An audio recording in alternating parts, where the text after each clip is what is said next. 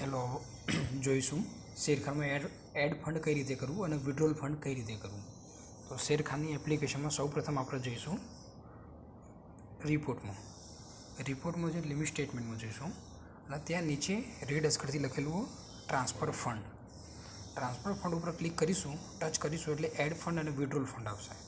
જ્યારે કોઈ પૈસા એડ કરવા આવે લેઝરમાં તો એડ ફંડ ઉપર ટચ કરીશું એટલે આ રીતની સ્ક્રીનશોટ ખોલશે. આની અંદર તમે તમારે કેટલા પૈસા એડ કરવા એ એમાઉન્ટ લખશો. તમારી બેંક જે ઓટો લિંક હશે એ બેંકથી જ પૈસા ટ્રાન્સફર થશે, બીજી કોઈ બેંકથી નહીં થાય, બરાબર. અને અહીંયા તમે જે યુપીઆઈ આઈડી નાખશો એ યુપીઆઈ આઈડી જે બેંક લિંક હશે એ જ બેંકનો યુપીઆઈ આઈડી નાખવાનું રહેશે. ધારો કે મારા બેંક ઓફ બરોડા છે તો બેંક ઓફ બરોડાનો યુપીઆઈ આઈડી નાખવાનો રહેશે. અહીંયા મારું યુપીઆઈ આઈડી નાખું.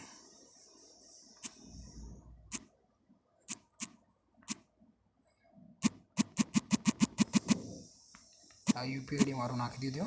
અહીંયા ઓકે એક્સિસ અમારું યુપીઆઈ આઈડી. આ ટ્રાન્સફર ફંડ ઉપર ક્લિક કરીશ એટલે આ રીતની રિક્વેસ્ટ હશે, રિક્વેસ્ટ સેન્ડ થશે અને આની અંદર જ્યાં પછી તમારી જીપે જે હશે એપ્લિકેશન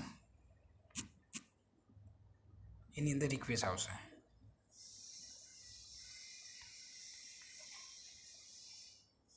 આ રિક્વેસ્ટ આ રીતની આવશે અને આ રીતે તમે પે ઉપર ક્લિક કરશો તો આ રીતનું બેંક એકાઉન્ટ ડિટેલ અને પે.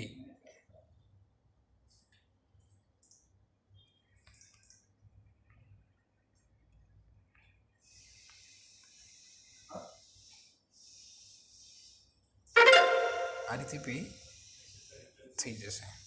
તમે એવી એપ્લિકેશનમાં જઈને જોઈ શકો છો. ટ્રાન્ઝેક્શન સક્સેસફુલી ઓકે, 100 રૂપિયા તમારા શેરખાનમાં એડ થઈ ગયા. આ જ રીતે તમે વિડ્રોલ બી કરી શકો. ધારો કે વિડ્રોલ કરવા તો ઉપર 100 રૂપિયા અને વિડ્રોલ કેશ તો તમારો ઓલરેડી સક્સેસફુલી વિડ્રોલ. તમે એ બી જઈને જોઈ શકો છો કે પેન્ડિંગ વિડ્રોલ રિક્વેસ્ટ 100 રૂપિયા. ઓકે.